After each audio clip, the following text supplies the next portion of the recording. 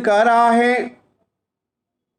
कि मार्च 2013 में high court की स्थापना की गई थी किन किन राज्यों में।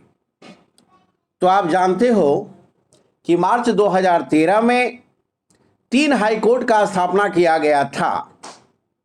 मेघालय, त्रिपुरा और मणिपुर। पहले से हमारे पास 21 हाई कोर्ट था।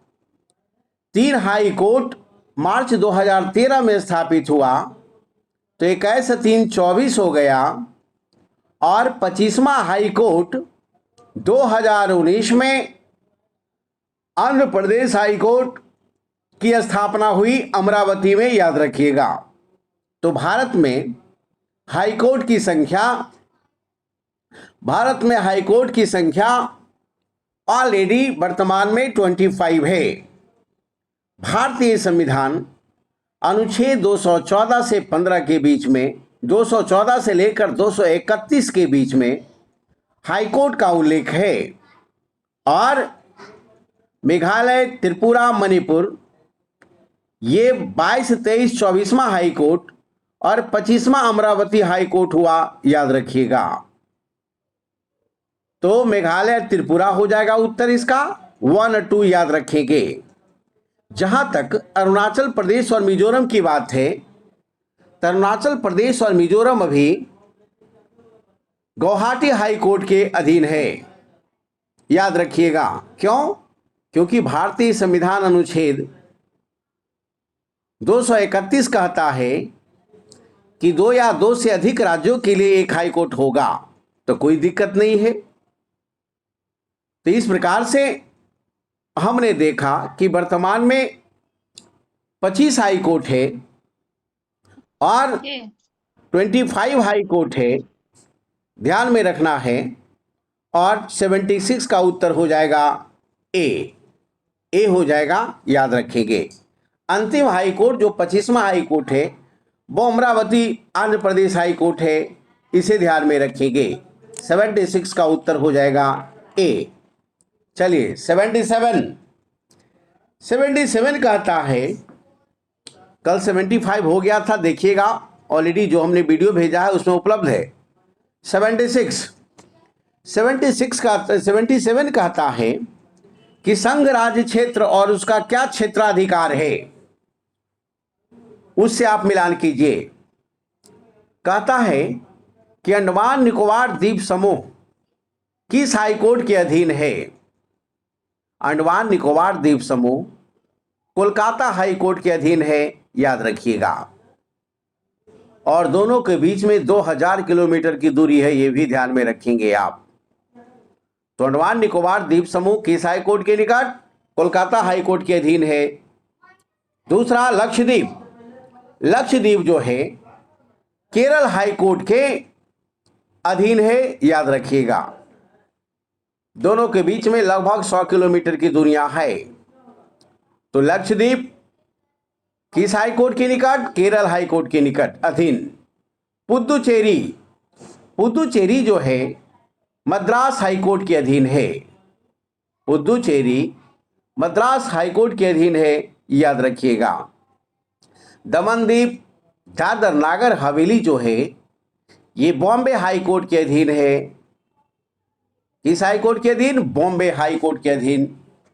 चलिए, तो इस प्रकार इसका उत्तर क्या हो जाएगा? ए का 4, बी का 1, सी का 3 और डी का हो जाएगा 2। तो इस प्रकार उत्तर हो जाएगा सी। 77 का उत्तर क्या होगा जी?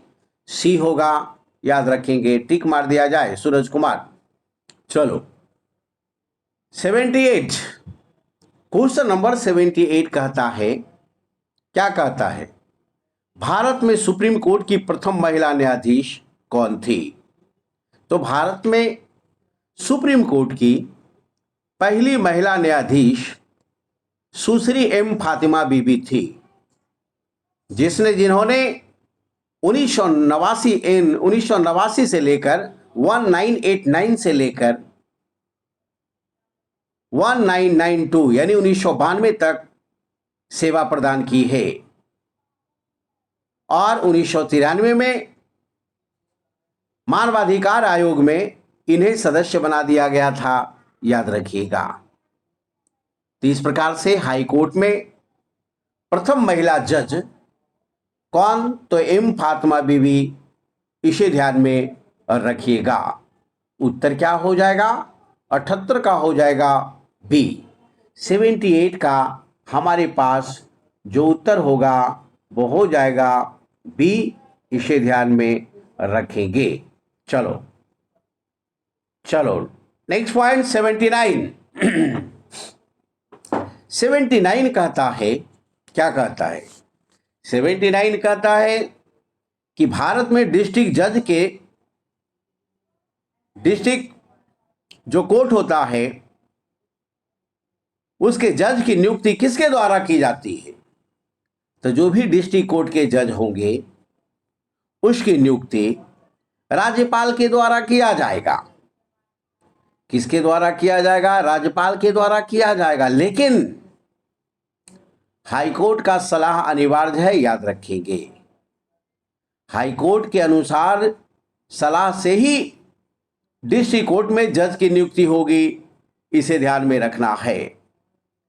इसे अधीनस्थ न्यायालय कहा जाता है, सबऑर्डिनेट कोर्ट कहा जाता है। प्रश्न पूछता है कि भारतीय संविधान के किस अनुच्छेद में सबऑर्डिनेट कोर्ट की चर्चा है? तो भारतीय संविधान अनुच्छेद 233 से लेकर 237 के बीच में सबऑर्डिनेट कोर्ट की चर्चा है, सिविल कोर्ट की चर्चा है, अधीनस्थ न्यायालय का उल्लेख है, याद रखिएगा। और सिविल कोर्ट में जज बनने के लिए कम से कम 7 वर्ष का वकालत अनुभव होनी चाहिए। 7 वर्ष आपने वकील के रूप में काम किया हो। पूछेगा आपको कि डिस्ट्रिक्ट कोर्ट किस भाग में है? अनुच्छेद तो आपका क्लियर हो गया। अनुच्छेद आपका 233 से लेकर 237 तक है। जो भाग जो है संविधान का, भाग 16 याद रखेंगे। कौन सा भाग? भाग 16। इसे ध्यान में रखना है। कौन सा भाग? भाग 16, सॉरी भाग 6 याद रखेंगे। भाग 6 6। चलो क्वेश्चन नंबर 8। Question number 80। निम्नलिखित में से कौन सा रीट, निम्नलिखित में से कौन सा रीट, निम्नलिखित में से कौन सा रीट ऐसी है जो केवल किसी सरकारी पदाधिकारी के विरुद्ध जारी किया जा सकता है? रीट क्या होता है? ये जुडिशियल रिटेन ऑर्डर होता है। जुडिशियल रिटेन ऑर्डर होता है और रिट जारी करने का अधिकार सुप्रीम कोर्ट और हाई कोर्ट को है। भारतीय संविधान अनुच्छेद 32 के तहत सुप्रीम कोर्ट 5 प्रकार की रिट जारी करती है। वही आर्टिकल 226 के तहत हाई कोर्ट रिट जारी करती है, याद रखना है। तो रिट क्या है? परमादेश, बंदी प्रतीक्षाकरण, अधिकार परीक्षा, प्रतिषेध, उत्प्रेषण,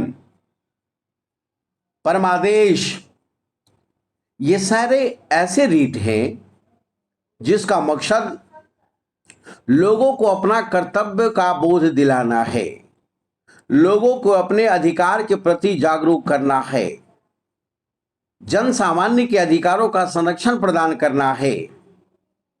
तो मौलिक अधिकार संरक्षण के लिए सुप्रीम कोर्ट के द्वारा आर्टिकल 32 के तहत रिट जारी की जाती है और हाई कोर्ट के द्वारा 226 के तहत रिट जारी किया जाता है, याद रखना है। तो कहा जाता है कि सरकारी अधिकारियों के विरुद्ध कौन सा रिट जारी किया जाता है? तो परम आदेश। परम आदेश, दैट इज द मैंडेमस, मतलब न्यायाधीश आदेश देता है कि ए ऑफिसर, तुम्हारा जो कर्तव्य है तुमने पालन नहीं किया है, तो कृपया ये जो तुम्हारा कर्तव्य है इसे पालन कर कर हमें रिपोर्ट करो।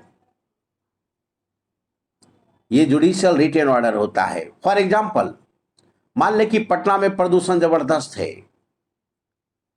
तो यहां क्या करेगा? पटना का नगर निगम का जो कमिश्नर है उसे जबरदस्त आदेश देगा कि पटना के हालात को ध्यान में रखते हुए आप सफाई और स्वच्छता को 100% बहाल करें। तो इस प्रकार से ये क्या है, ऑर्डर है कोर्ट का। क्यों? क्योंकि नगर निगम कमिश्नर, नगर आयुक्त जो है वो अपने कर्तव्य का निर्वहन नहीं किया। उसका कर्तव्य क्या था? नगर को स्वच्छ रखा जाए, साफ रखा जाए, मच्छर मुक्त रखा जाए, गंदगी ना हो, रोड उबड़ खाबड़ ना हो। तो यदि आप कर्तव्य का निर्वहन नहीं करेंगे तो आपके खिलाफ रेड जारी किया जा सकता है। तो ये सरकारी पदाधिकारियों के विरुद्ध जो रीट जारी की जाती है वो परम आदेश है, याद रखना है। चलो, तो इसका उत्तर क्या हो जाएगा? बी 81। याद रखना है, पूछेगा कि न्यायपालिका के विरुद्ध उच्च न्यायालय के तरफ से निम्न न्यायालयों को,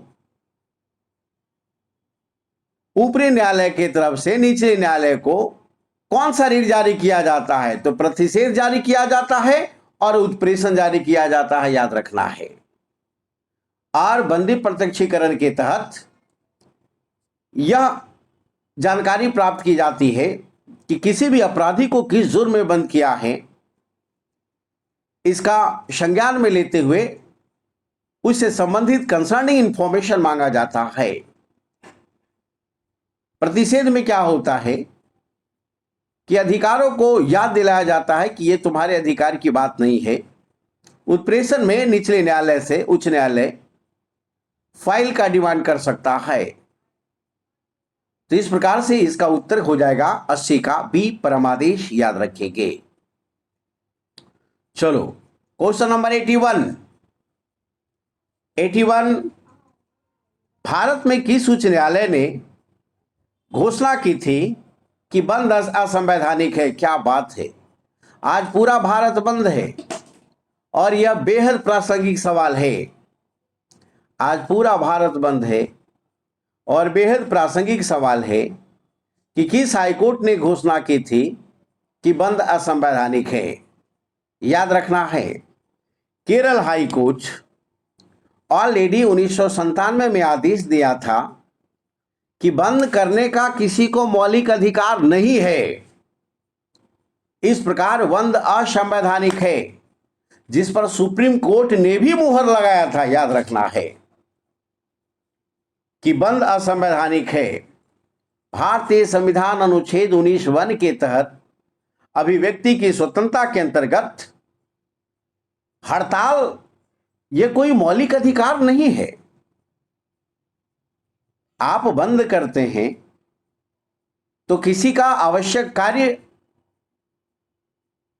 को करने से आप रोकते हैं, किसी के जीवन से आप खिलवाड़ करते हैं, यात्रा में आप अवरोध पैदा करते हैं और व्यक्ति को निर्वाह यात्रा व्यवसाय करने का अधिकार स्वतंत्रता है, तो व्यवसाय को बाधित करते हैं, घूमने फिरने को आप बाधित करते हैं। तो दूसरे का अधिकारों का हनन करने के लिए बंद करने का हड़ताल आपको देना, यह कोई मौलिक अधिकार नहीं है।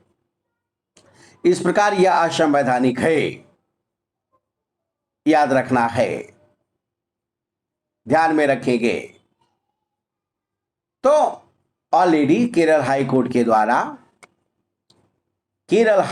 के द्वारा इसे असंवैधानिक करार दिया है, याद रखेंगे। और यहां तक बंद में तो कुछ दिन पहले यह होता था कि सार्वजनिक संपत्ति को जला दिया जाता था।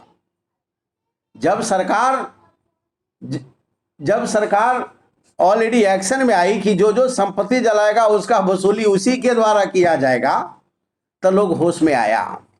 आखिर आप किसके संपत्ति जला रहे हो? सरकार की संपत्ति तुम्हारी संपत्ति है। जहां तक आपका मांग की बात है, तो मांग के लिए शांतिपूर्वक एकत्रित होने का तो हमारा संवैधानिक अधिकार है, तो इसे हम अपना सकते हैं। लेकिन बंद करने का कोई मौलिक अधिकार नहीं है। किस हाईकोर्ट का डिसीजन है? तो ये केरल हाईकोर्ट का डिसीजन है। कई एक एग्जाम में पूछ लिया गया है, बीपीएससी भी इस प्रश्न को पूछा है, याद रखेंगे। तो क्वेश्चन नंबर 81 क्लियर। 82 कहता है, क्या कहता है? कहता है कि सर पुतला जलाना है। याद रखना सर है, पुतला जलाना सही। आपके आपके बातों को लास्ट में लिया जाएगा। चलिए अगला सवाल 82, स्वतंत्रता के अधिकार में निम्नलिखित में से कौन से अधिकार सम्मिलित हैं? भारतीय संविधान अनुच्छेद 19(1) के तहत अभी तक हमारे पास 6 क्लॉज अधिकार है, इन क्लॉज फॉर मतलब संलग्न अधिकार। उसमें 6 में 19 में 6 क्या है? तो पहला अभिव्यक्ति की स्वतंत्रता है, वाक और अभिव्यक्ति की स्वतंत्रता, बोलने की, लिखने का, भाषण देने की स्वतंत्रता है, याद रखिएगा। दूसरा, हम एकत्र हो सकते हैं, किसी विषय को लेकर हम एकजुट हो सकते हैं, एकत्र हो सकते हैं, एक साथ विरोध प्रदर्शन हम कर सकते हैं, याद रखिएगा। और हम संगठन बना सकते हैं। हम भारत में घूमने की हमें स्वतंत्रता है, हम घूम सकते हैं कहीं भी, कोई नहीं रोकेगा। हम कहीं भी भारत में निवास कर सकते हैं। 2019 से पहले जम्मू कश्मीर में निवास हम नहीं करते थे, लेकिन अब वहां भी अब बस सकते हैं, कहीं कोई रोक ठोक नहीं है। हम व्यापार कर सकते हैं, वाणिज्य कर सकते हैं। तो यह हमारा जो अधिकार है आर्टिकल 19 के तहत है। तो आपको कहेगा क्या यह असीमित अधिकार है? तो नहीं, यह असीमित अधिकार नहीं है, याद रखना है। यदि देश की एकता और अखंडता आपकी बातों से प्रभावित होती है तो आपके अधिकार पर प्रतिबंध लगाया जा सकता है, याद रखना है। अब घूमने की स्वतंत्रता है तो मर्यादा को ध्यान में रखकर घूमिए। सड़क पर जो मन में आए उसको करना मत शुरू कर दीजिए, अन्यथा उस पर भी लगाम लगाया जा सकता है। तो याद रखना है, पूछेगा कैसी स्वतंत्रता है, कैसा अधिकार? तो सीमित अधिकार है, असीमित अधिकार नहीं, याद रखिएगा। चलो, तो इस प्रकार से शांतिपूर्वक सम्मेलन का अधिकार है, बिल्कुल। अभिव्यक्ति की स्वतंत्रता का अधिकार है, बिल्कुल। कोई भी काम धंधा पेशा चुनने का अधिकार है, बिल्कुल, लेकिन नैतिकता के साथ में, याद रखिएगा। ऐसा नहीं कि गांजा और चरस बेचना शुरू कर दीजिए। देश में कहीं भी आने जाने और बसने का अधिकार है, तो बिल्कुल सही है। कोई भी काम धंधा करने पेशा चुनने का अधिकार है, बिल्कुल सही। ऐसा नहीं कि बिहार में अब शराब बेचना शुरू कर दीजिए। जो प्रतिबंधित है, कानूनन रोक है, उसको आप नहीं कर सकते, लेकिन वही दूसरे राज्यों में वो ऑलरेडी गैर कानूनी नहीं है, प्रतिबंधित नहीं है। तो कानून को ध्यान में रखकर, मर्यादा को ध्यान में रखकर आपको पेशा चुनने का अधिकार है।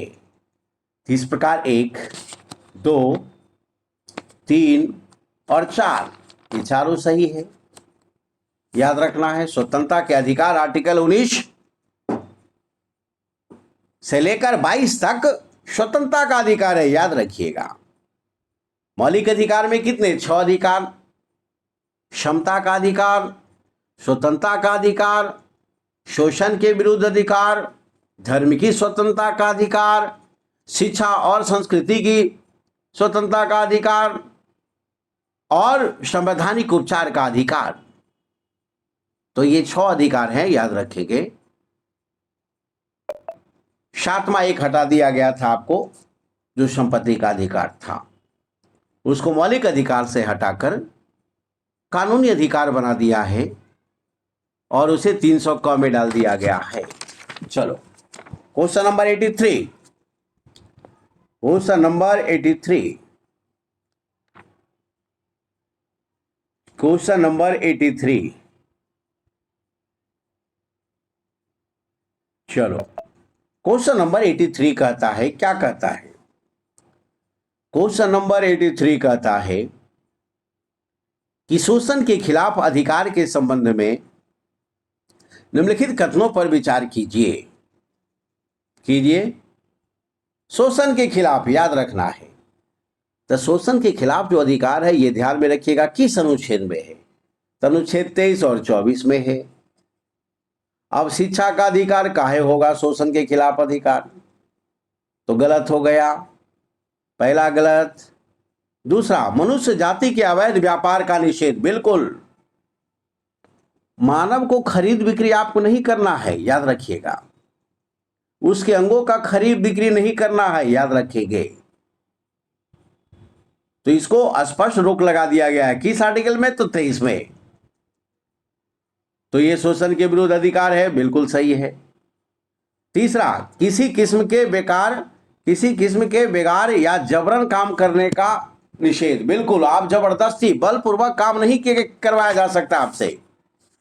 बलात् श्रम का निषेध आर्टिकल 23 और बाल श्रम का निषेध आर्टिकल 24, याद रखिएगा। बंधुआ मजदूरी, हम आपको पकड़कर आपसे काम नहीं करवा सकते हैं, आपके अधिकारों का हनन नहीं कर सकते हैं। पहले बंधुआ मजदूरी क्या था? जबरदस्ती काम कराया जाता था, कुछ पैसा दे दिया और यदि वो नहीं चुकाया तो उसी को रखकर उसे काम करवाया था। चलिए, तो किसी किस्म के बंधुआ मजदूरी पर रोक, बिल्कुल सही बात है। बंधुआ मजदूरी पर रोक शोषण के विरुद्ध अधिकार, बिल्कुल सही है। बाल मजदूरी पर रोक आर्टिकल 24 के तहत 14 वर्ष से कम उम्र के बच्चों को हम काम नहीं करवा सकते हैं, याद रखिएगा। तो 2, 3, 4, 5 जो है शोषण के खिलाफ अधिकार, याद रखिएगा। लेकिन तो इसका उत्तर क्या हो जाएगा? 2, 3, 4, 5, याद रखेंगे। 2, 3, 4, 5 इसे ध्यान में रखना है। तो आप कहेंगे पहला क्या है? शिक्षा का अधिकार किस अधिकार में रखा जाएगा, किस अनुच्छेद में रखा जाएगा? तो याद रखना है राइट टू एजुकेशन जो है आर्टिकल 21 के तहत होगा, याद रखना है। 21A के तहत होगा, इसे ध्यान में रखिएगा।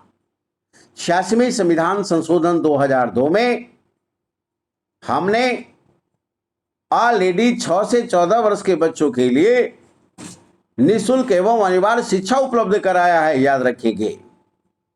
और 51 क में इसे मौलिक कर्तव्य में जोड़ा है। बाल शिक्षा को लेकर आर्टिकल 45, आर्टिकल 21A और 51A के तहत सरकार का कर्तव्य, माता पिता का कर्तव्य और बच्चों के अधिकार को सुनिश्चित किया गया है।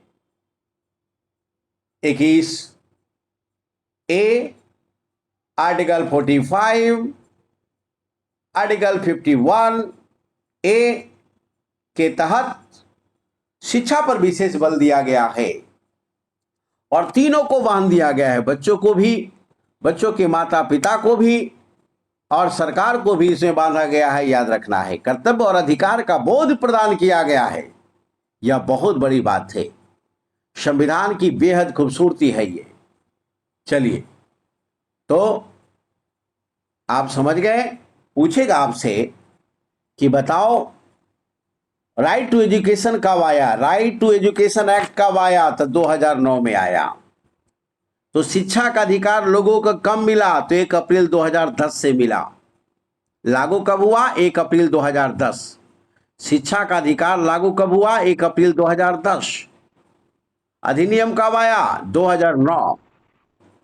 और जो भी टीचर का तैयारी कर रहे हैं उनके लिए तो ये क्वेश्चन अनिवार्य है और ऑलरेडी कमीशन कभी भी कहीं भी पूछ सकता है।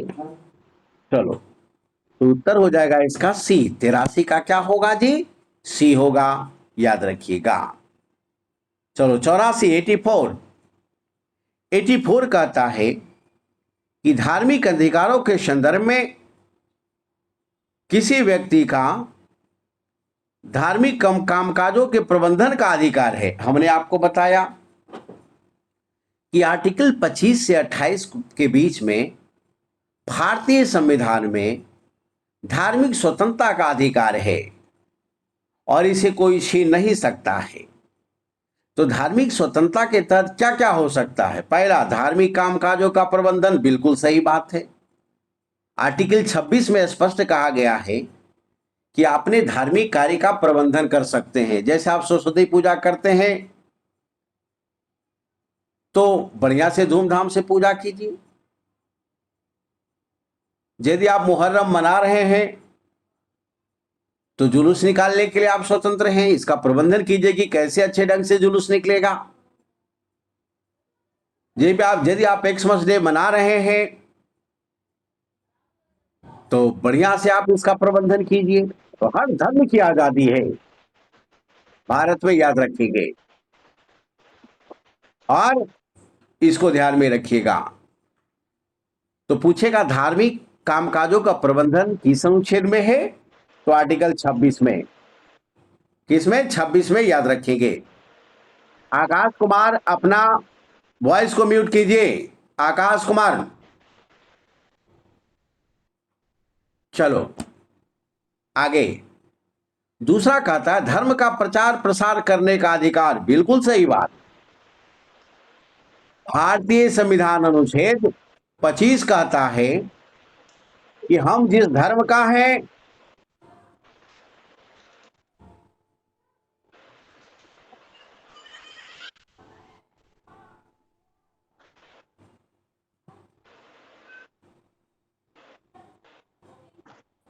Yes sir.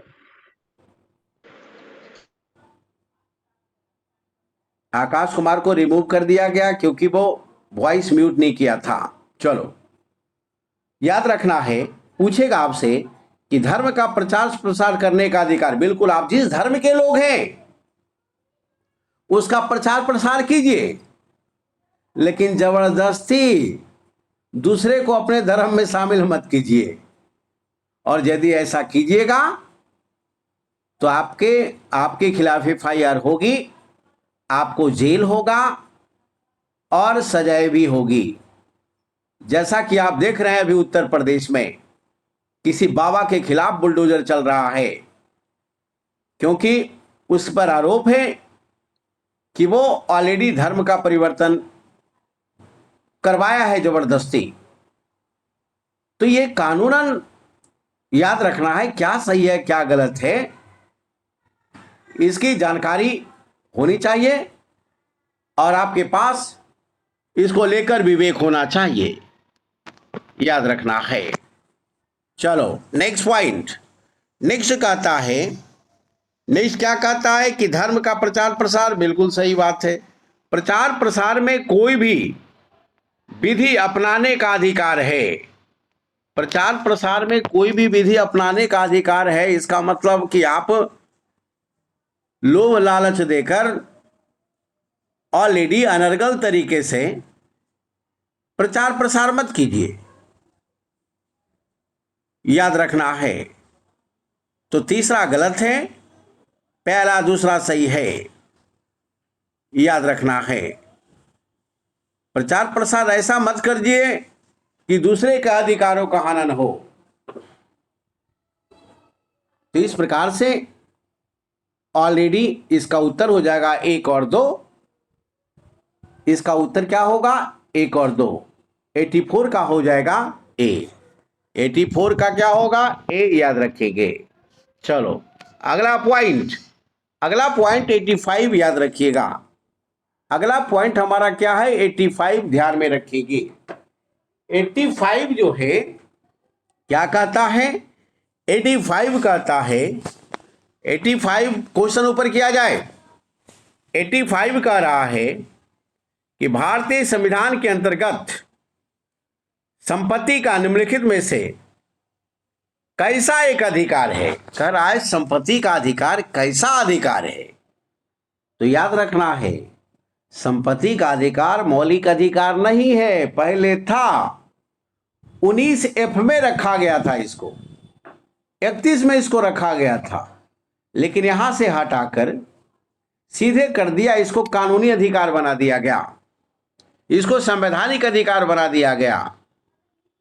तो संवैधानिक अधिकार नहीं है, मौलिक अधिकार नहीं है, यह एक कानूनी अधिकार है जिसका उल्लेख आर्टिकल 300 क में है, याद रखिएगा।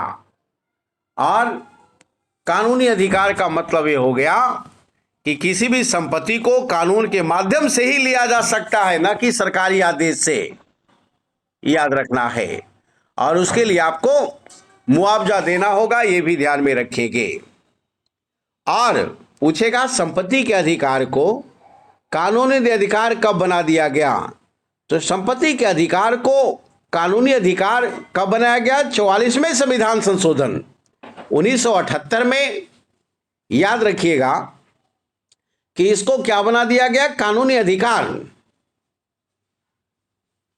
पहले क्या था? मौलिक अधिकार। अब बना दिया गया कानूनी अधिकार। कहां डाल दिया गया? 300 क में। तो किस संविधान संशोधन के तहत? तो 44वें संविधान संशोधन के तहत 1978 में यह काम किया गया, याद रखना है। ये काम किया गया, याद रखेंगे, जो बेहद महत्वपूर्ण है, वेरी वेरी इंपॉर्टेंट है। कई एक बार सवाल पूछ लिया गया है। चलो, तो ऑलरेडी 85 का उत्तर क्या हो जाएगा? ए, याद रखेंगे। अगला पॉइंट 86 कहता है कि समन क्या है? निम्नलिखित सब युग्मों पर विचार कीजिए। समन क्या होता है? किसी व्यक्ति के लिए न्यायालय के समक्ष पेश होने का आदेश क्या बोला जाता है? बोला जाता है कि तेरे खिलाफ समन है, यानी कि तुम्हें कोर्ट बुलाया है। तो बिल्कुल सही बात है। किसी न्यायपालिका द्वारा किसी व्यक्ति के खिलाफ पेश होने का जो आदेश पारित किया जाता है उसी को क्या कहा जाता है? समन कहा जाता है।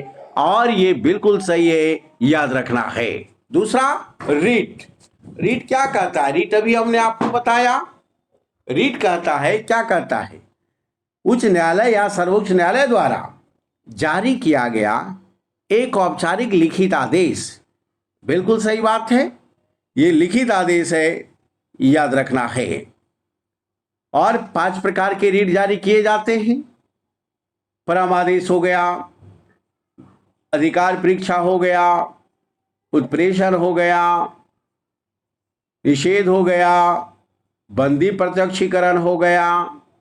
आर्टिकल 32 और 226 के तहत क्रमशः सुप्रीम कोर्ट और हाई कोर्ट के द्वारा जारी किया जाता है, याद रखिएगा। तो दूसरा भी सही है। तीसरा, प्रतिज्ञा पत्र, शपथ पत्र, कानूनी बाध्यता वाले ऐसे नियम और सिद्धांत जिसके हस्ताक्षर करता देश समूह संधि द्वारा बाध्य है। यानी कि ऑलरेडी आप एग्रीमेंट पेपर पर आपने साइन किया है, इसका मतलब यह है कि जो आपने कंडीशनली जो साइन किया है उस कंडीशन को मानने के लिए बाध्य हैं। और यदि आप नहीं मानेंगे तो आपके खिलाफ दूसरा पक्ष कोर्ट भी जा सकता है और आप पर पेनाल्टी भी हो सकती है, याद रखिएगा। तो तीसरा भी सही है। चौथा कहता है एमनेस्टी। एमनेस्टी मतलब क्या? मानवाधिकारों के लिए काम करने वाले इंटरनेशनल कार्यकर्ताओं का एक अंतर्राष्ट्रीय संगठन। बिल्कुल सही बात। इसको क्या बोला जाता है? Amnesty international. एमनेस्टी इंटरनेशनल एक ऐसी संस्था है जिसका हेड क्वार्टर लंदन में है और इसकी स्थापना 1961 में हुआ था। ये क्या करता है? ये मानव के अधिकारों का सम्मान करता है, ये मानव की स्वतंत्रता की बात करता है, ये मानव के मूल्यों को संरक्षण की बात करता है, एक आदमी से दूसरे आदमी के बीच में जो भेदभाव उसको कम करने का प्रयास करता है। तो मानवाधिकार मानव के मूल्यों के संरक्षण के लिए है, याद रखिएगा। तो ऑलरेडी पहला, दूसरा, तीसरा, चौथा चारों सही है, इसे ध्यान में रखिएगा। उत्तर हो जाएगा डी, 86 का हो जाएगा डी। अगला पॉइंट 87 कहता क्या है, निम्नलिखित में से कौन सा मौलिक अधिकार नहीं है। चलिए, कौन सा मौलिक अधिकार नहीं है? तो काम पाने का अधिकार मौलिक अधिकार नहीं है, ये तो फंडामेंटल राइट है, ये नहीं है। काम पाने का अधिकार कौन सा आर्टिकल हो गया? 41 हो गया। यानी कि कुछ विशेष परिस्थिति में सरकार को निर्देश दिया गया है कि ऑलरेडी लोगों को काम, शिक्षा और सहायता दे सकते हैं और इसको प्राप्त करने का उसे अधिकार है। कब? कमजोर और दुर्बल लोगों को, याद रखिएगा, तो उसको अधिकार है। आर्टिकल 41 के तहत, और 41 जो है डीपीएसपी का हिस्सा है, direct principle of the state policy, not fundamental right, याद रखना है। तो मौलिक अधिकार तो है, ये नहीं है, पहला गलत हो गया। दूसरा, संवैधानिक उपचार का अधिकार, बिल्कुल सही बात, आर्टिकल 32 याद रखना है। आर्टिकल 32 ही तो कहता है कि यदि मौलिक अधिकारों का हनन होगा तो इसके खिलाफ हम सरकार के खिलाफ हम हाई कोर्ट और सुप्रीम कोर्ट जा सकते हैं, 32 और 226 के तहत। तो बिल्कुल सही बात है। तीसरा, समानता अधिकार, भारतीय संविधान अनुच्छेद 14 से 18 के बीच में समानता का अधिकार है, जिसमें 14 में विधि के समक्ष समानता है, याद रखिएगा। 15 में किसी के साथ भेदभाव निषेध है, 16 में लोक नियोजन में समान अवसर है, 17 में अस्पृश्यता का अंत है। तो बिल्कुल ये मौलिक अधिकार है, 14 से 18 समानता का अधिकार। चलो, डी, शिक्षा और संस्कृति का अधिकार, आर्टिकल 29-30, ये बिल्कुल सही बात है। तो 12 से लेकर 35 तक हमारा मौलिक अधिकार है, याद रखिएगा। जबकि 36 से लेकर 51 तक वो नीति निर्देशक तत्व है, यह ध्यान में रखिएगा। वर्षा का भी आनंद लीजिए और स्टडी का भी आनंद लीजिए। चलो, तो इसका उत्तर क्या हो जाएगा? 87। 87 का क्या होगा? ए। चलो, बहुत बढ़िया। नेक्स्ट पॉइंट, आवाज सबको पहुंच रही है जी? Yes sir. जी सर, जी सर। चलो, बहुत बढ़िया। हाँ, अगला सवाल। तो नीति तब तो कहाँ से लिया गया है? क्या बोलिए? नीति निर्देशक तत्व तो ऑस्ट्रिया से लिया गया क्या? कल ही हम लोग बताए हैं आपको कि नीति निर्देशक तत्व आयरलैंड से लिया गया है, आयरलैंड से लिया गया है। नीति निर्देशक तत्व कहां से लिया गया? आयरलैंड। आयरलैंड से। कहां से लिया गया? आयरलैंड। आयरलैंड से, याद रखना है, ठीक है ना। चलिए, बहुत बढ़िया। इस प्रकार से आगे हम चलते हैं। अगला सवाल, अगला सवाल 88 है। 88 कहता है, समझ में आ रहा है डॉली कुमारी? जी सर, मैं क्लास कल अटेंड नहीं कर पाई थी, इसीलिए। ओ, तो कल का तो मैं वीडियो भेज दिया हूं, देखी थी? सर वही रिकॉर्डेड ही भेजे हुए क्या? हाँ हाँ, रिकॉर्डिंग उसी का है कल का। Okay sir. अब यदि छूट जाएगा या जिसको कंफ्यूजन है, जिसे समझ में नहीं आ रहा है, उसको बार बार देखेगा और बेस समझने का प्रयास करेगा। कोई भी एग्जाम होगा, रुकने वाला नहीं है, याद रखना है, क्योंकि तुम तैयार है, इसलिए कोई भी एग्जाम अब नहीं रुकेगा। बार बार चीजों को समझना है। चलिए, मैं घर में, सर थैंक यू सर। हाँ, मैं घर में जाकर ऑलरेडी पढ़ा रहा हूं, याद रखिएगा। चलो, 88, क्वेश्चन नंबर 88। 88 कहता है, क्या कहता है? कहता है, निम्नलिखित में से किसको अधिकार के प्रमुख लक्षणों के रूप में माना गया है? और अधिकार का क्या लक्षण है? What's main feature of the your rights? पहला, अधिकार व्यक्ति का कर्तव्य बोध है। अधिकार क्या है? व्यक्ति का कर्तव्य बोध है। दूसरा, अधिकार व्यक्ति का युक्त निर्बंध है। युक्त निर्बंध का मतलब होता है कि ऑलरेडी किसी भी देश में यह असीमित अधिकार नहीं होता है। बिल्कुल सही बात है, असीमित अधिकार नहीं है। तो दूसरा तो सही है। पहला, ऑलरेडी अधिकार लोगों के तार्किक दावा है, बिल्कुल तार्किक दावा है, जिन्हें समाज स्वीकृति मिली है। तार्किक अधिकार यह है कि आपको विवाह करने का अधिकार है। लेकिन अभी देखिएगा, आप यदि आप असफल हैं तो माता पिता आपको अपने मन से विवाह करने को इजाजत नहीं देगी, याद रखना है। लेकिन आप आईएएस बन जाते हो, आईपीएस बन जाते हो, मिनिस्टर बन जाते हो, तो माता पिता क्या बोलेंगे कि देखो तुम्हारा निर्णय ही बढ़िया होगा क्योंकि तुम इतना पढ़े लिखे हो। इसका मतलब अधिकार किसको मिलता है? पढ़े लिखे लोगों को मिलता है।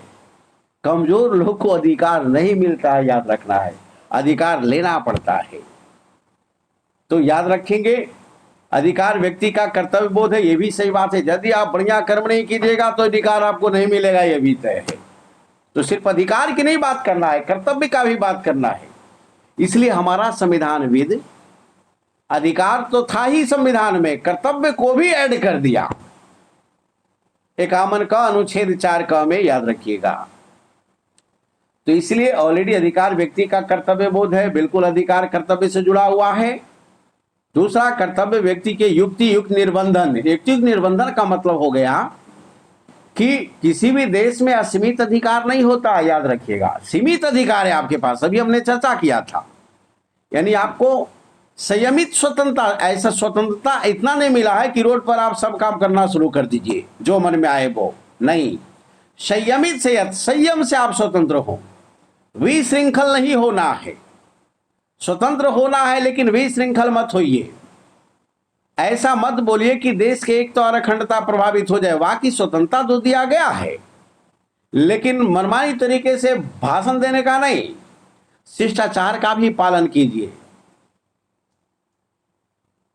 बोलने का मतलब ये नहीं कि दूसरे को गाली गलौज सिर्फ देते रहिए।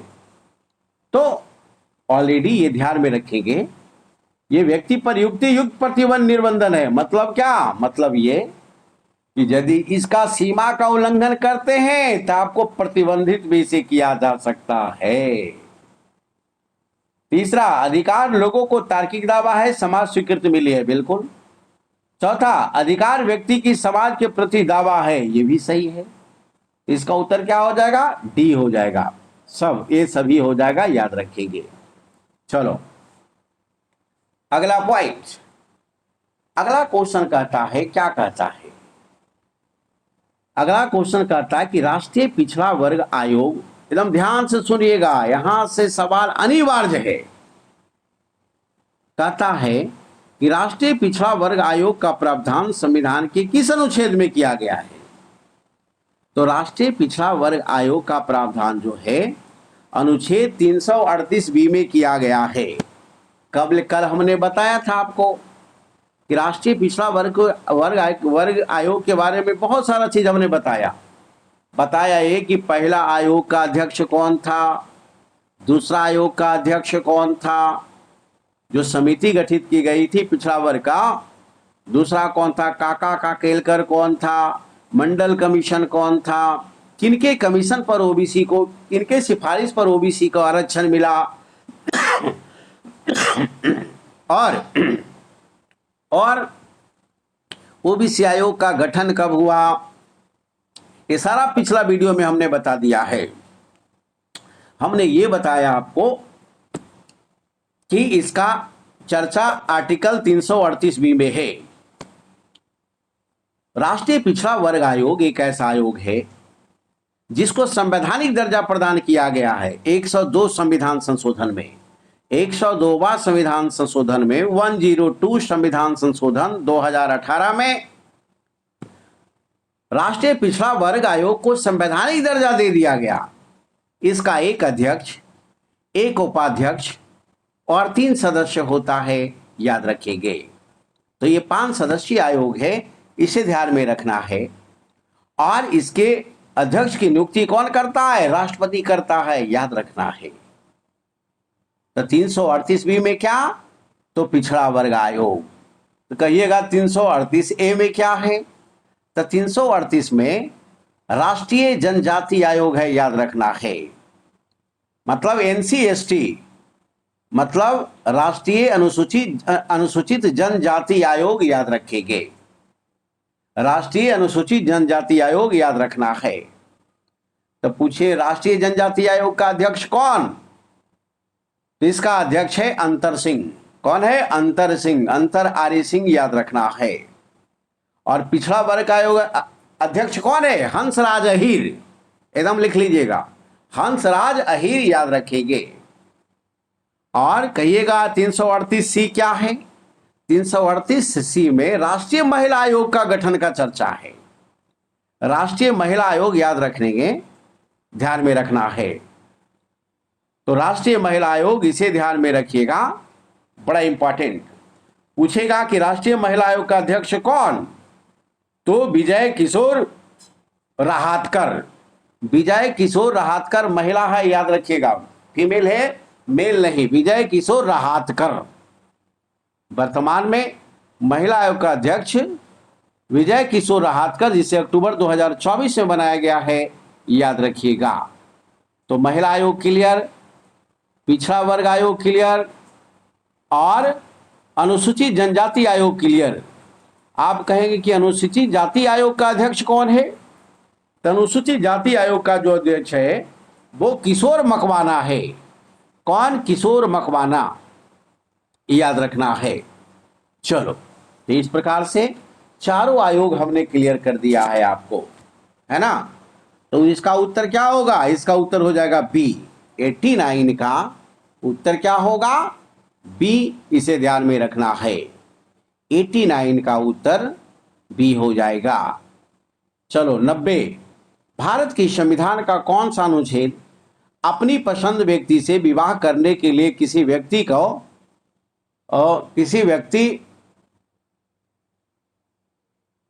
के अधिकार को संरक्षण देता है? बिल्कुल सही बात है। जैसे सूरज कुमार है, तो सूरज कुमार चाहता है कि हम विवाह अपने से करें, अपने पसंद से करें, लेकिन माता पिता इसका विरोध कर रहा है। तो याद रखना है, उस विरोध का कोई मतलब नहीं है, हर हाल में इसका अधिकार है। आर्टिकल 21 में ऑलरेडी इसका अधिकार है, इसका पसंद से विवाह करना इसका मौलिक अधिकार है, याद रखिएगा। लेकिन प्रश्न कब खड़ा होगा? खड़ा यह है कि यह आदमी अभी बेरोजगार है, लेकिन कल ये SDM बन जाता है तो अपने विवेक से विवाह करेगा, उसे कोई रोकने वाला नहीं होगा, माता पिता भी नहीं रोक सकते, याद रखना है। तो माता पिता कहते हैं कि बेटा तू पहले अपने स्वतंत्र हो जा, आर्थिक रूप से मजबूत हो जाओ, अपने पैरों पे खड़ा हो जाओ, रोजगार प्राप्त कर लो, पद प्राप्त कर लो, उसके बाद जो मन में आए करते रहना। ये अधिकार कब मिला? ये मानसिक परिवर्तन कैसे हुआ? जब व्यक्ति पद से प्रतिष्ठित हुआ, पैसा से प्रतिष्ठित हुआ, सम्मान से प्रतिष्ठित हुआ, तो उसे ही अधिकार मिला है, याद रखिएगा। ठीक है। तो अपने पसंद और विवेक के अनुसार काम करने का अधिकार उसे ही मिलता है जो मजबूत होता है, कमजोर नहीं। समाज में आपको मानसिक रूप से, शारीरिक रूप से आपको एकदम ऑलरेडी फिटनेस का प्रमाण पत्र देना होगा, तभी आपके अधिकार मिलेंगे, याद रखिएगा। इशारा कहाँ है हमारा, आप समझ जाइएगा। चलो, तो 90 का हो गया क्या? तो ये किस आर्टिकल में है? ये आर्टिकल में है आपको, ये आर्टिकल में क्या है, ये किस आर्टिकल में है? तो आर्टिकल 21 में है, याद रखेंगे, 20 नहीं। 20 में तो ऑलरेडी करकड़ा दीजिएगा आप। तो आर्टिकल 21 में है, याद रखेंगे। ठीक है, हाँ, है ना। आर्टिकल 19 में है, ये सॉरी 21 में है, याद रखिएगा। आर्टिकल 21 में है, याद रखना है ना। 20 में क्या कहता है?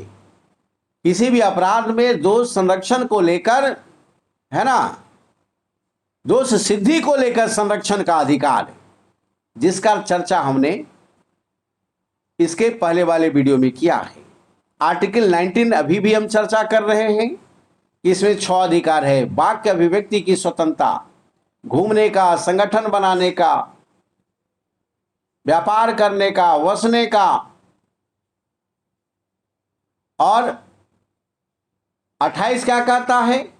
28 ये कहता है कि यदि हम कोई धार्मिक संगठन चला रहे हैं तो धार्मिक रूप से हमको शिक्षित करने का भी अधिकार है। याद रखिएगा। चलो, तो ऑलरेडी ये क्लियर हो गया। उत्तर हो जाएगा 90 का ए। 90 का क्या होगा ये याद रखिएगा। चलो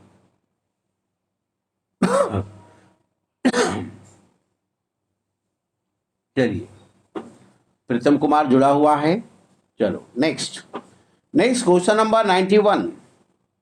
91 कहता है कि संविधान के किस अनुच्छेद के अंतर्गत निजता का अधिकार का संरक्षण प्राप्त है? Right to privacy. Right to privacy का मतलब हो गया कि हम क्या खा रहे हैं, क्या नहीं खा रहे हैं, हमको कैसे खाना है, क्या खाना है, यह हम तय करेंगे। इसमें कोई हस्तक्षेप नहीं करेगा। ये राइट टू प्राइवेसी है, याद रखना है। हम किससे बात करेंगे ये हम तय करेंगे। हम कहां जाएंगे हम तय करेंगे। कोई हमें पीछा नहीं कर सकता, हमारे प्राइवेसी को खंडित नहीं कर सकता। ये मौलिक अधिकार है। तो ये अधिकार ऑलरेडी किस अनुच्छेद के दिया गया है? 21 के तहत दिया गया है। याद रखना है, 21 के तहत दिया गया है, इसे ध्यान में रखेंगे। 19 के तहत आप जानते ही हैं। 22 में क्या है? 22 में यह है कि कुछ मामले में गिरफ्तारी और नजरबंदी से सुरक्षा का अधिकार प्राप्त है यहां पर। और यदि किसी व्यक्ति को पुलिस गिरफ्तार करती है तो 24 घंटा के अंदर उसको मजिस्ट्रेट को पेश करना होगा। याद रखिएगा, ये सारा मूल अधिकार है। और ये सारा मूल अधिकार के संबंधित हमने फंडामेंटल राइट्स का जस्ट एक वीडियो भी जारी किया है आपको ग्रुप में, उसको आप देख लीजिएगा। वीडियो गया ना ग्रुप में जी?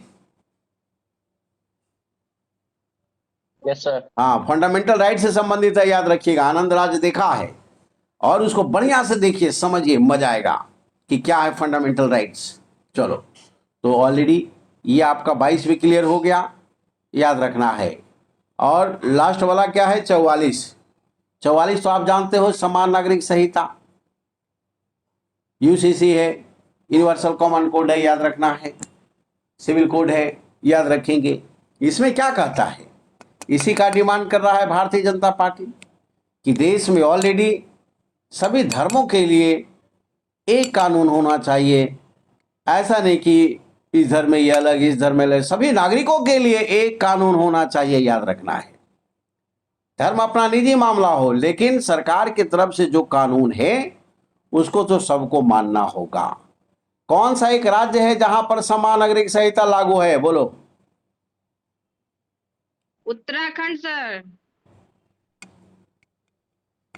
चलिए, पहला राज्य जो हमारा, हाँ, पहला राज्य कौन? गोवा।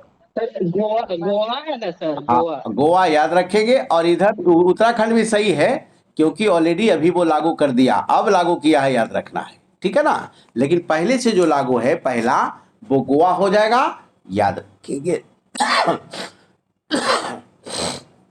यश कुमार, आवाज आ रही है? यश राज? यस सर, आ रहा है सर। चलो, बहुत बढ़िया। अगला सवाल कहता है, क्या कहता है? कहता है 92 कहता है कि केंद्र राज्य संबंधों का पुनर्विचार की मांग बढ़ती जा रही है। बिल्कुल सही बात है। केंद्र राज्य जो आज संबंध है उस पर पुनर्विचार किया जाए। दूसरा, राज्यों के पास विकास कार्यों के लिए ऑलरेडी संसाधन कम है, तो ये सही बात है, पर्याप्त संसाधन नहीं है। बिल्कुल सही बात है। राज्य कहती है, क्या कहती है? राज्य कहती है कि देखो हमारे पास पैसे नहीं है, इनकम टैक्स तेरे पास जाता है मेरे यहां से, और बहुत सारा कर जाता है तेरे वहां, लेकिन हमको जो चाहिए वो नहीं मिल पाता है। तो हमेशा राज्यों का शिकायत केंद्र से रहता है, इसलिए ऑलरेडी दोनों के संबंध में पुनर्विचार की आवश्यकता है। कल हमने पढ़ाया था कि केंद्र और राज्य के संबंधों को लेकर आर्टिकल 245 से लेकर 300 क तक। आज बताइए आप कि केंद्र और राज्य के बीच में प्रशासनिक संबंध का उल्लेख संविधान के किस भाग के किस अध्याय में है? कौन बताएगा? केंद्र और राज्यों के बीच में प्रशासनिक संबंधों का उल्लेख संविधान के किस भाग के किस अध्याय में है?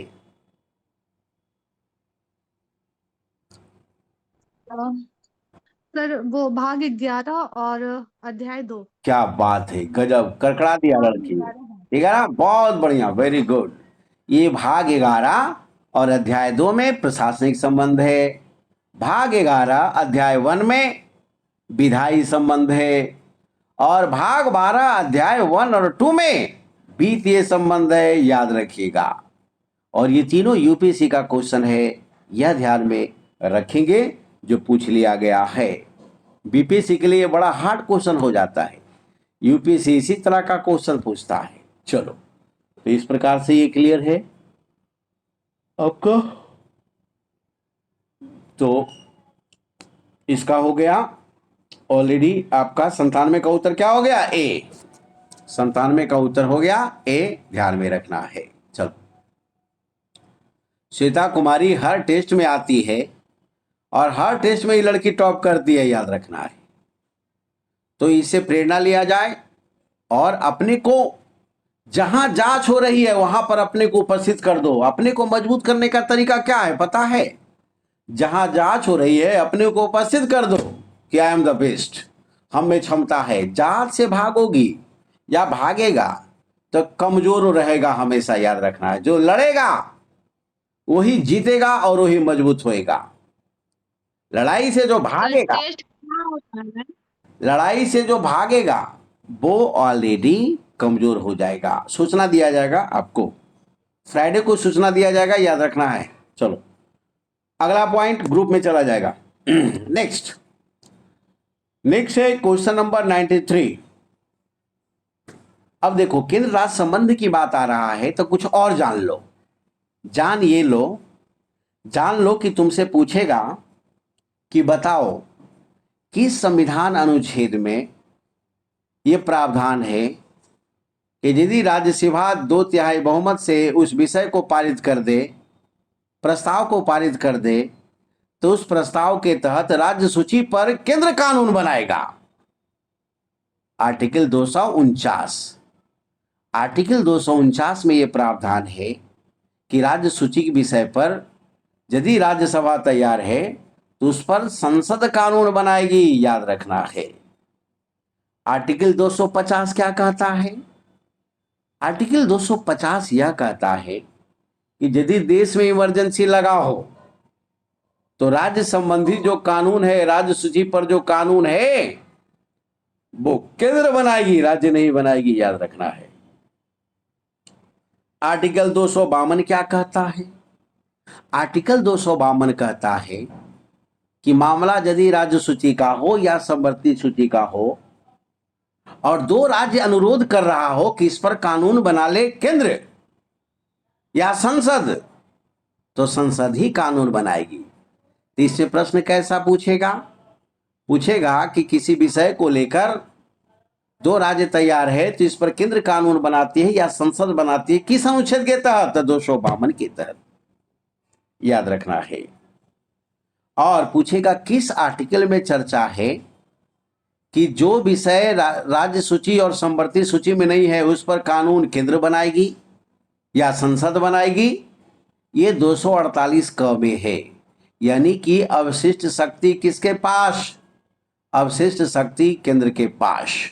कहां से लिया गया? तो कनाडा से लिया गया। कहाँ से लिया गया? कनाडा से लिया गया, याद रखेंगे। चलो बहुत बढ़िया। विनीता जी जुड़े हुए कि नहीं? चलो क्वेश्चन नंबर 93। क्वेश्चन नंबर 93 क्या कहता है? क्वेश्चन नंबर 93 कहता है कि निम्नलिखित में से किस अधिनियम के द्वारा कलकत्ता सर्वोच्च न्यायालय की स्थापना हुई? सोच लो, मॉडर्न हिस्ट्री पढ़ रहे हो अभी, समझ लो। क्वालिटी माध्यम है लेकिन मॉडर्न हिस्ट्री की जानकारी मिल रहा है अभी आपको। कह रहा है कि सुप्रीम कोर्ट, कलकत्ता में सुप्रीम कोर्ट की स्थापना किस एक्ट के तहत हुआ? तो रेगुलेटिंग एक्ट 1773 के तहत कोलकाता में सुप्रीम कोर्ट का स्थापना हुआ और वायसराय के लिए कार्यकारिणी परिषद का निर्माण किया गया, एग्जीक्यूटिव काउंसिल का निर्माण किया गया, जिसमें कितना सदस्य थे? 4 सदस्य, याद रखिएगा। पूछेगा वायसराय के लिए कार्यकारिणी परिषद का निर्माण किस एक्ट के तहत? तो 73 के तहत।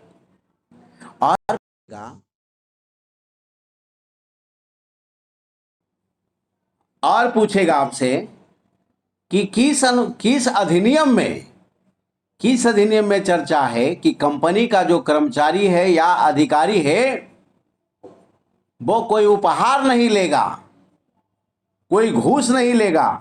तो रेगुलेटिंग एक्ट 1773 में ही था, याद रखना है। घूस और उपहार लेने पर रोक लगा दिया गया था। कोलकाता में सुप्रीम कोर्ट का स्थापना किया गया था और वायसराय के लिए कार्यकारिणी परिषद का निर्माण किया गया था। किसके तहत? तो रेगुलेटिंग एक्ट 1773। इसमें 4 क्वेश्चन हो गया।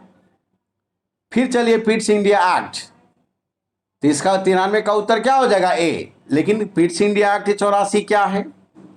तो पिट्स इंडिया एक्ट 84 के तहत याद रखना है वास्तव में ब्रिटिश राज की स्थापना हुई। किसके तहत? पिट्स इंडिया एक्ट के तहत। कब? 1784, याद रखिएगा। यानी ब्रिटिश राज की स्थापना का नींव डाला गया किस अधिनियम के तहत? तो ऑलरेडी 1784 एक्ट के तहत, याद रखना है। और वहां पर बोर्ड ऑफ कंट्रोल का गठन किया गया, बोर्ड ऑफ नियंत्रक परिषद का, नियंत्रक बोर्ड का गठन किया गया। पूछेगा बोर्ड ऑफ कंट्रोल में कितने मेंबर थे? तो 6 सदस्य थे। कार्यकारिणी परिषद में कितने थे? तो 4 थे, याद रखिएगा। ये क्वेश्चन कई एक बार यूपीएससी पूछ लिया, याद रखेंगे। और चार्टर एक्ट क्या? तो चार्टर एक्ट के तहत क्या किया गया था? चार्टर एक्ट के तहत 1813 के तहत क्या किया गया था? 1 लाख रुपया दिया गया था ताकि भारत में साहित्यिक विकास होगी और ईसाई को धर्म प्रचार के लिए जबरदस्त स्वतंत्रता छूट दी गई थी, याद रखना है। और ईस्ट इंडिया कंपनी के अधिकारों को कम कर दिया गया था। और 1833 के तहत तो पूर्ण रूप से इसको कम कर दिया गया था। जो चाय और चीन के साथ व्यापार का एक अधिकार था उसको भी खत्म कर दिया गया था, याद रखिएगा, 1833 में। और यही क्वेश्चन 68वीं बीपीएससी में था, याद रखना है, जिसमें हार्ड एग्जाम लिया था। तो याद रखना है इसका उत्तर क्या हो जाएगा? 93 का ए। चलो, और सारा एक्ट सब क्लियर हो गया आपका। 94 कहता है कि राष्ट्रपति के अध्यादेश जारी करने की शक्ति कहां, किस अधिनियम के द्वारा की गई है? तो याद रखना है राष्ट्रपति जो अध्यादेश जारी करता है, वर्तमान में अनुच्छेद 123 के तहत यह प्रावधान है, 123 के तहत प्रावधान है, याद रखना है। और उस समय कहां था? तो भारत सरकार अधिनियम 1935 में यह प्रावधान था। भारत सरकार अधिनियम 1935 में यह प्रावधान था कि ऑलरेडी अध्यादेश क्या होता है? जब संसद नहीं चल रहा हो तो किसी विषय पर कानून कैसे बनेगा?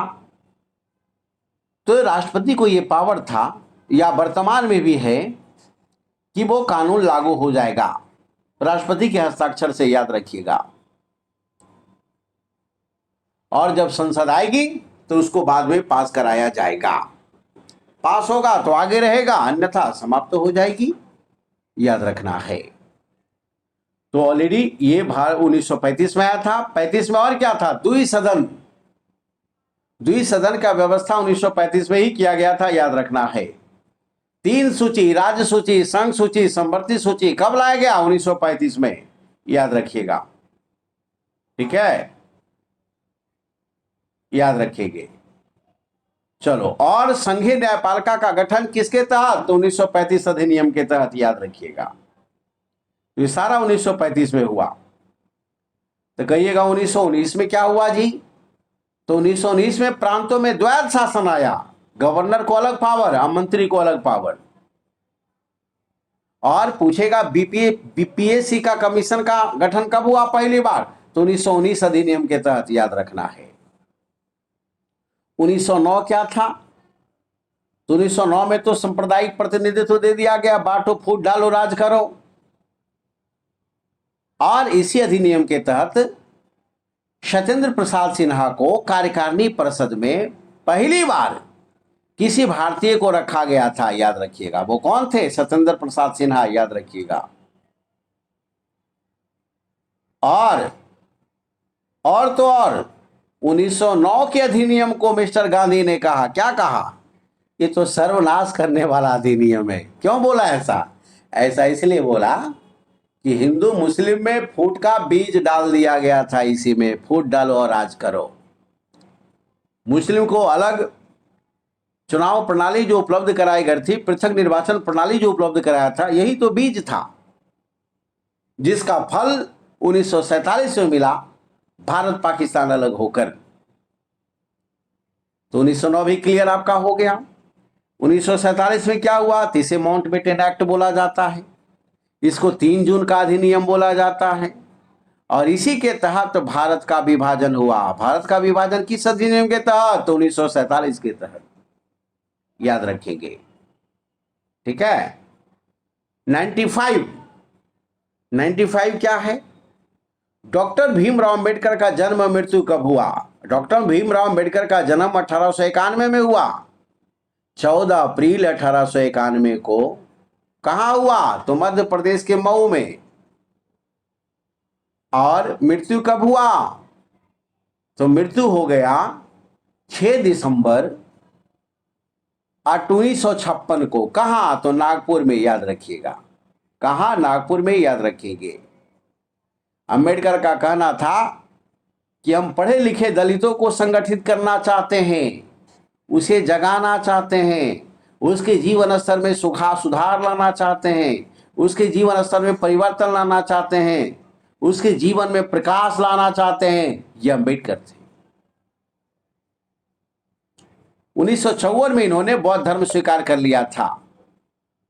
1954 में इन्होंने नागपुर में बौद्ध धर्म स्वीकार किया था, याद रखिएगा। और भारत का पहला कानून मंत्री कौन, तो डॉक्टर भीमराव अंबेडकर, याद रखेंगे। स्वेच्छा से कोई भी व्यक्ति यहां कोई भी धर्म को स्वीकार कर सकता है कभी भी, लेकिन जबरदस्ती धर्मांतरण मत कराइए, अन्य तो यूपी के बाबा वाला हाल होगा। जो भी 5 बुलडोजर उसके खिलाफ चल रहा है। कौन बाबा है, कोई नाम बताएगा जी। योगी सर। नहीं, वो बाबा, अरे वो बाबा, कौन बाबा जिसके खिलाफ चल रहा है धर्मांतरण वाला मामला। कोई बाबा है, टीवी पर देखिएगा, पूरा भी चल रहा है उसका, है ना। चलो, तो ऑलरेडी ध्यान में रखेंगे, तो ये क्लियर हो गया। अगला पॉइंट 96, 4 क्वेश्चन और है। सभी व्यक्ति पूर्णतः समान रूप से मानव है, यह सिद्धांत क्या है, कल ही हमने बताया था कि सार्वभौमिकता मतलब क्या होता है, जाति, वंश, वेशभूषा, धर्म, प्रांत के आधार पर किसी को कम और अधिक नहीं माना जाएगा। संविधान के अनुसार सब एक समान। सार्वभौमिकता का मतलब ये हो गया, यूनिवर्सल ट्रूथ। भगवान भी कहते हैं कि मैं सब में हूं, है ना, मैं सब में हूं, सब जगह हूं, याद रखना है। तो जब वो है तो फिर भेदभाव कैसा। मैं पक्षी में हूं, प्राणियों में हूं, वनस्पति में हूं, पीपल में मैं वृक्ष हूं, नदियों में मैं गंगा हूं, वेदों में मैं सामवेद हूं, मंत्रों में मैं गायत्री मंत्र हूं। तो याद रखना है। तो हर जगह वो है, तो फिर क्या मतलब है भेदभाव का? तो संविधान भी यही कहता है। चलो 97 संविधान के प्रथम अनुच्छेद के अनुसार भारत क्या है? तो भारत राज्यों का संघ है। This is the union of states. Bharat के संविधान भाग 1 अनुच्छेद 1 और अनुसूची 1 तीनों में एक ही विषय का चर्चा है, राज्यों का समूह, राज्यों का संघ। याद रखिएगा, उत्तर हो जाएगा ऑलरेडी डी। चलो 98 भारत में सुशासन दिवस कब मनाया जाता है? तो याद रखेंगे 25 दिसंबर मिस्टर वाजपेयी का लगता है जन्मदिन रहा है, और इनके जन्मदिन पर ही मिस्टर मोदी के द्वारा यह निर्णय लिया गया कि इसे सुशासन दिवस मनाया जाए, गुड गवर्नेंस। याद रखना है। तो इस प्रकार से अटल बिहारी वाजपेयी से संबंधित है ये। किसके जन्मदिन पर मनाया जाता है? तो अटल बिहारी वाजपेयी की जन्मदिन 25 दिसंबर। याद रखिएगा। कहिएगा 26 दिसंबर कौन सा दिवस मनाया जाता है जी? तो वीर बाल दिवस, गुरु गोविंद सिंह के जन्मतिथि पर मनाया जाता है वीर बाल दिवस, यानी बच्चों में वीरता पैदा करना है, कायरता नहीं। 16 नवंबर को क्या मनाया जाता है? तो राष्ट्रीय प्रेस दिवस। राष्ट्रीय प्रेस दिवस कब मनाया जाता है? 16 नवंबर को। आप कहिएगा कि गलत है सर, 3 मई को मनाया जाता है। अरे यार, 3 मई को अंतर्राष्ट्रीय प्रेस दिवस मनाया जाता है, याद रखिएगा, ध्यान में रखेंगे। चलो, और 16 नवंबर को अंतर्राष्ट्रीय सहिष्णुता दिवस भी मनाया जाता है। अंतर्राष्ट्रीय सहिष्णुता दिवस भी मनाया 16 नवंबर, याद रखिए। चलो सर, अंतर्राष्ट्रीय राष्ट्रीय का अलग बनाया गया है। हाँ, कंफ्यूज करके रख दिया है। नहीं, कंफ्यूज नहीं किया है, ये आपकी सीमा है जिससे आप कंफ्यूज हैं। राष्ट्र अलग है, अंतर्राष्ट्रीय अलग। अंतर्राष्ट्रीय में क्या हो जाता है? बहुत सारे देश हो जाते हैं। राष्ट्र में क्या है? सिर्फ आप हैं। अंतर्राष्ट्रीय शिक्षा दिवस अलग और राष्ट्रीय शिक्षा दिवस अलग, याद रखना है, ठीक है। तो हर का एक अलग अलग पहलू है, इसको ध्यान में रखिएगा और दिमाग पर जोर दीजिए और अपनी कैपेसिटी को बढ़ाना है, दूसरे को दोष नहीं देना है। चलो अगला पॉइंट, 6 अप्रैल क्या है? विकास और शांति का अंतर्राष्ट्रीय दिवस, याद रखना है। मतलब अंतर्राष्ट्रीय स्तर पर विकास और शांति होना चाहिए। कितना बड़ा बात बोल दिया है, समझ रहे हैं आप? ये ऑलरेडी लड़ाई जो छिड़ी है फिलिस्तीन और इजराइल के बीच में, इजराइल और ईरान के बीच में, रसिया और यूक्रेन के बीच में, क्या मतलब है इसका?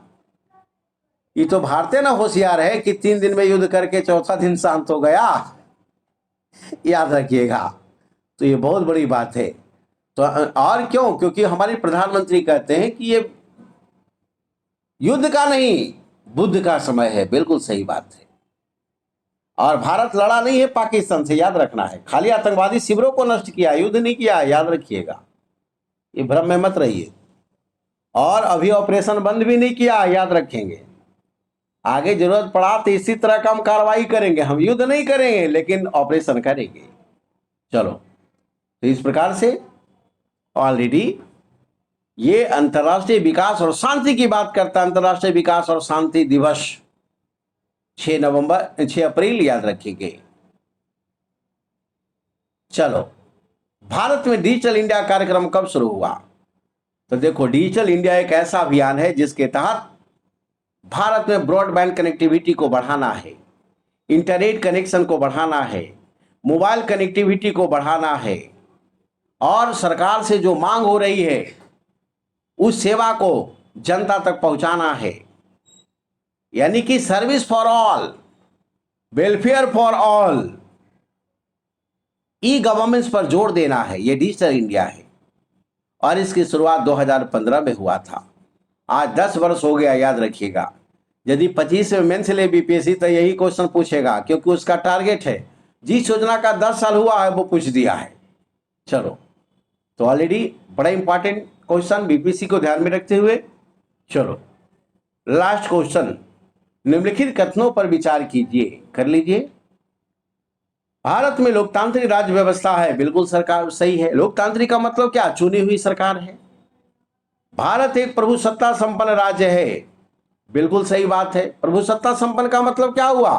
प्रभुत्व संपन्न हम है, यानी कि यहां पर जो नीति निर्माण होगा यहां के लोगों के द्वारा होगा, ना कि अमेरिका के द्वारा थोपा जाएगा। तो दूसरा भी सही है। तीसरा, भारत में लोकतांत्रिक समाज है, बिल्कुल। लोकतांत्रिक मतलब लोगों के द्वारा बनाया गया समाज है, किसी राजा के द्वारा थोपा हुआ समाज नहीं है। तीसरा भी सही है। भारत एक कल्याणकारी राज्य है, बिल्कुल। India is the welfare state according to article 38 और 39, याद रखना है। तो इस प्रकार चारों सही है। इसी के साथ आज की सभा समाप्त होती है और इसका उत्तर हो जाएगा डी। चलिए।